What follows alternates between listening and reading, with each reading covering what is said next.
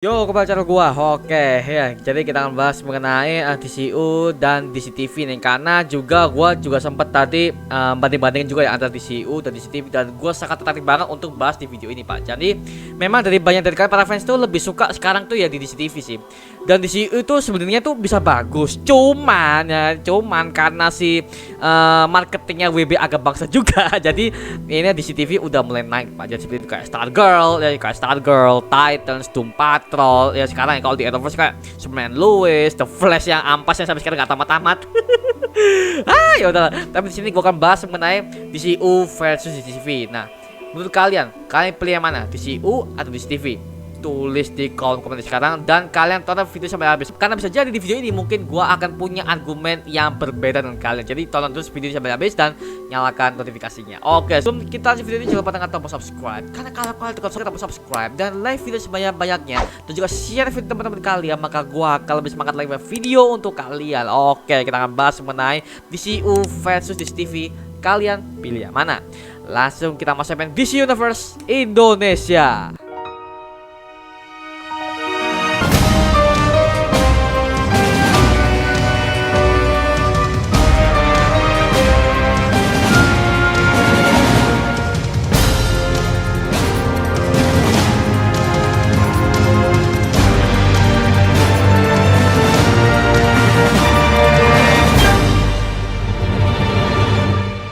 Oke, ya.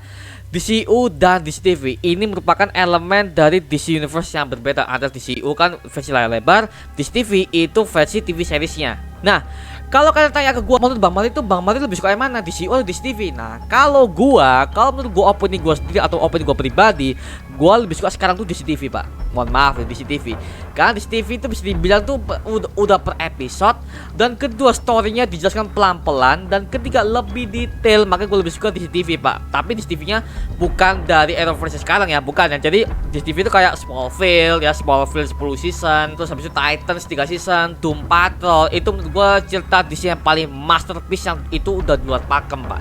Dan juga storynya lebih menarik juga gitu. Jadi bisa dibilang DCTV itu bisa mengangkat derajat DC sekarang lah daripada DCU ya. Karena DCU itu project itu udah sekarang tuh udah nggak jelas. Oke, timelinenya udah kemana-mana.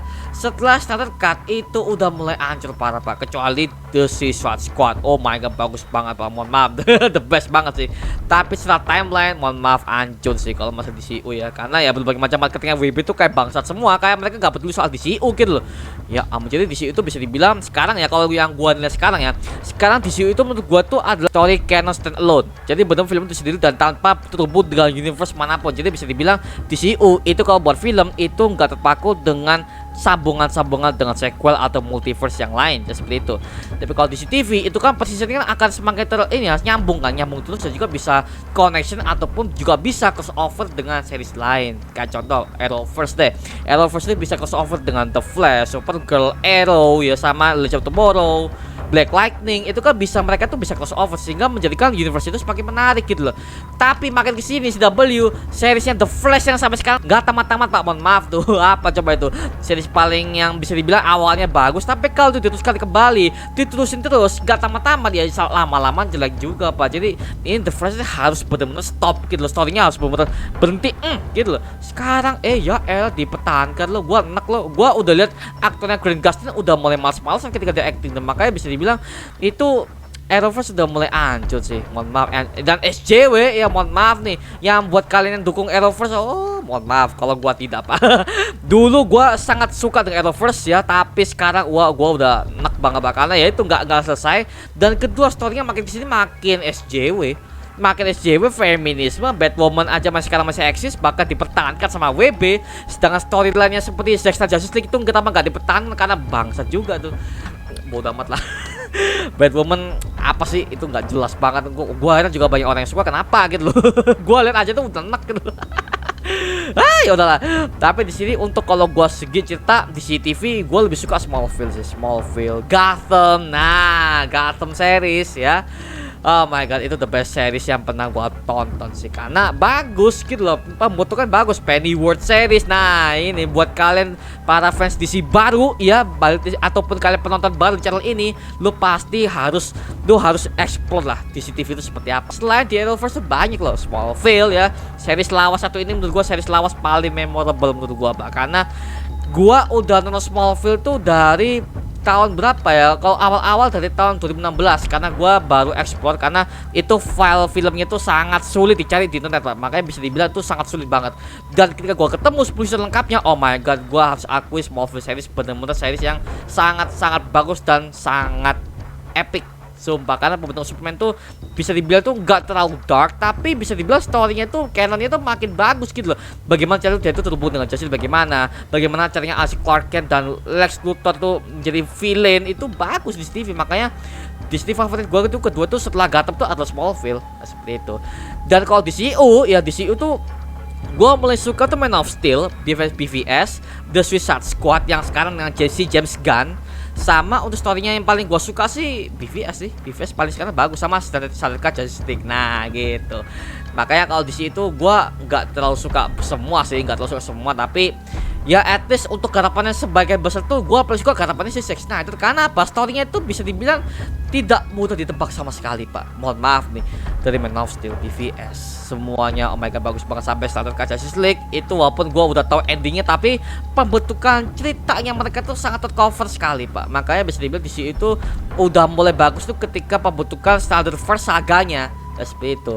Dan untuk Snyderverse DCU berikutnya tuh ya Aquaman, Wonder Woman bagus. Aquaman, Wonder Woman gue temen banget, Pak, dengan film stand alone. Tapi stand alone mereka tuh mungkin gak terhubung dengan DCU yang berikutnya, tapi at least sebagai stand alone mereka bagus, Pak. Jadi bisa dibilang DCU itu lebih baik mending jadikan sebagai canon story aja, gak usah terhubung dengan berbagai macam film sequel, film Aquaman terhubung dengan Wonder Woman, enggak ya. Jadi benar-benar mereka tuh punya universe-nya sendiri. Jadi gua mau seperti itu sih, karena kalau mereka terhubung ke Justice League tahun 2017 kemarin, mohon maaf hancur sih, mohon maaf ya. Sampai sekarang gue lebih suka DC TV sih, DC TV ini, karena ya oh my god DC TV sampai sekarang tuh gue nggak bosen-bosennya, Pak.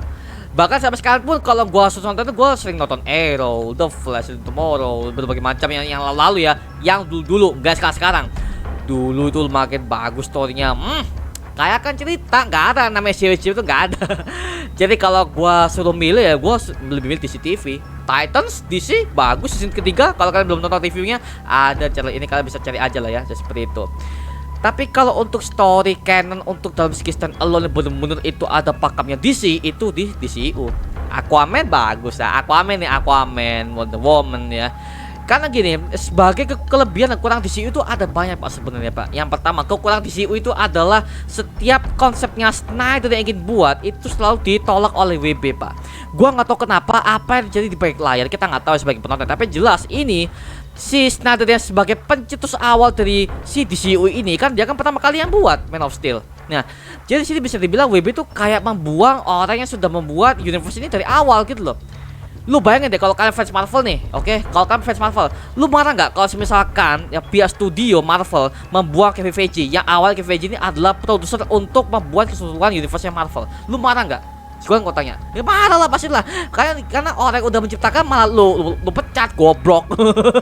Jadi gini loh, sutradara itu yang lebih mengerti, oke? Satu, sutradara itu yang lebih mengerti, dan kedua, produser juga yang lebih mengerti, karena produser ini yang bisa menghasilkan budget, sementara sutradara ini yang membentuk konsepnya seperti apa. Jadi kalau orang menciptakan tuh jangan lu pecat atau lu gimana. Aduh, ini WB itu kayak apa ya, berusaha dengan salah orang gitu.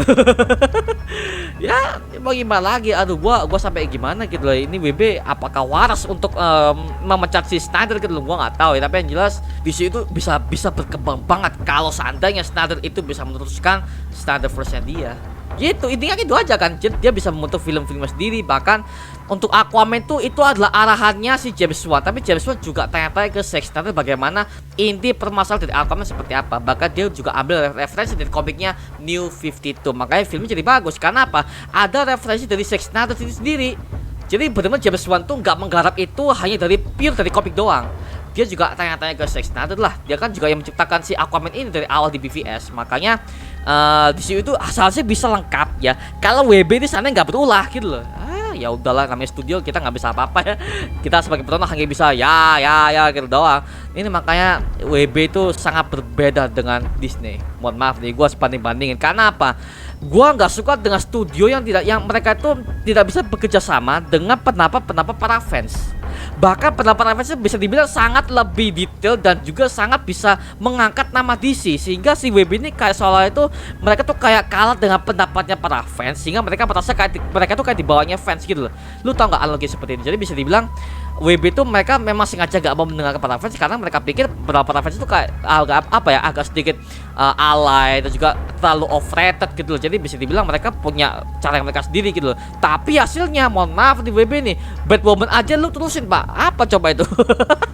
Kesel gua ngeliatnya seri yang sampah gitu aja lu terusin. Astaga, apaan sih lu? Gak asik lu. Tapi bisa dibilang untuk DCU atau DCTV, puas aku DCTV memang paling mendominasi karena di HBO Max, HBO Go yang lebih mendominasi itu adalah DCTV pak, ya DCTV. Bahkan nggak cuma DCTV, DC animasi juga mendominasi. Kalau kalian lihat di HBO Go ya ada Batman The Killing Joke ya, ada di situ ada berbagai macam film animasi DC AMO yang lainnya, Justice League War, ada Justice League Cross of Atlantis, ada Batman Hush, ada makanya animasi juga mendominasi sekali. Bahkan Injustice film animasi yang sampah itu ada. Aduh, makanya gua juga bahas di topik karena gue juga dapat kabar ya bahwa Crisis on Infinite Earths ini akan dibuat film animasi. Please dah, gua udah stop dengan percuma kalau gua tonton kayak si Injustice yang kemarin, Injustice animasi. Gua udah coba pernah review, gua udah pernah roasting, ada di bawah ini ya. Nih, gua tunjukin di sini. Nah, ini kalian bisa cari aja di channel gua, ada kok. Injustice itu bisa dibilang tuh eventnya banyak, tapi lu cuma buat satu arc doang. Yang bisa dibilang itu arcnya sangat berbeda banget di game, Pak. Kalau di game kalian bisa lihat bahwa Batman yang di situ kan ada dua universe yang berbeda. Mereka dari arc yang berbeda, sehingga di situ mereka berusaha untuk menggantikan Superman dari masa depan, tapi di arc yang berbeda. Nah, gitu. Jadi adanya penarikan multiverse lah. Jadi itu lebih menarik, Pak. Sumpah. Ceritanya game di script itu lebih menarik daripada di film animasi. Itu nggak guna, Pak, sumpah. Karena kan memang Injustice itu kan dari game kan awalnya kan, lalu diperluas lagi di komik. Tapi kan pakem awalnya kan di game. Lu kenapa nggak adaptasi di gamenya doang? Game tuh lebih seru loh skripnya.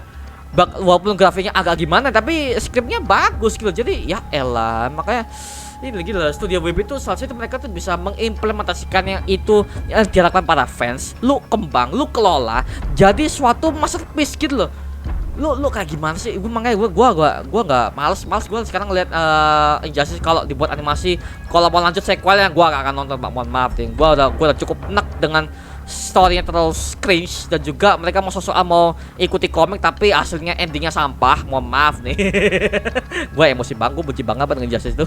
Apa yang gua mainkan di game itu doang. Astaga, gila parah. Kalau untuk soal DC animasi sih itu udah beda lagi ya, karena utaranya udah beda. Tapi di sini gua akan bahas DC TV-nya. Nah, DC TV ini yang udah paling parah itu adalah si Arrowverse sih. Itu udah paling parah, kecuali Superman and Lois. Superman and Lois masih sekarang menurut gua masih the best, dan story-nya itu bener-bener baru dan gak ada di komik. Makanya bisa dibilang Superman and Lois ini bener-bener original dari CW sendiri. Makanya gue lebih suka CW itu mereka tuh kembali ke formula awal gitu loh. Malah Greg Berlanti tuh gue nggak tahu ya apa yang didapatkan sama dia sama The WB, tapi yang jelas Berlanti Production sama Warner Bros itu mereka tuh seakan-akan punya pendapat yang berbeda-beda, tapi pakemnya ingin mengikuti yang WB, di mana itu mereka masih mengandalkan yang namanya SJW. Nah itu aduh astaga, apaan sih lu? Gila, semua marketing tuh nggak ada yang memilih SJW, maaf. SJW memang ada, cuma di sana.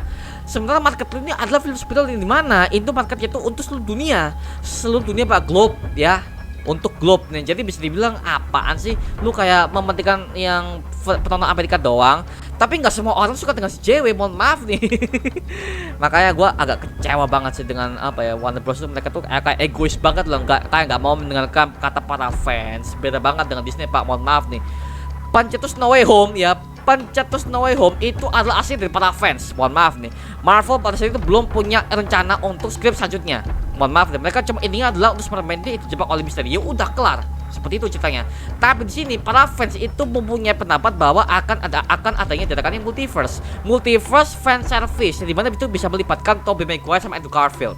Itu adalah ide para fans. Makanya bisa dibilang ide para fans itu bisa dibilang bisa menguntungkan perusahaan gitu loh. Apalagi perusahaan sekelas Marvel DC. gitu loh. Jadi intinya di sini adalah gua ingin mengatakan ya bahwa seharusnya itu bisa besar karena para fans gitu. Makanya WB ini seharusnya bisa revisi kembali lah ya gitu loh. Jangan lu seolah tuh kayak menutup diri gitu loh. Ya itulah nasihat dari gua ya. Tapi kita lanjut ke topik bahwa kalau masalah DCU dan DCTV, DCU tuh bisa berkembang lebih baik, cuman ya seperti itu ada WB-nya.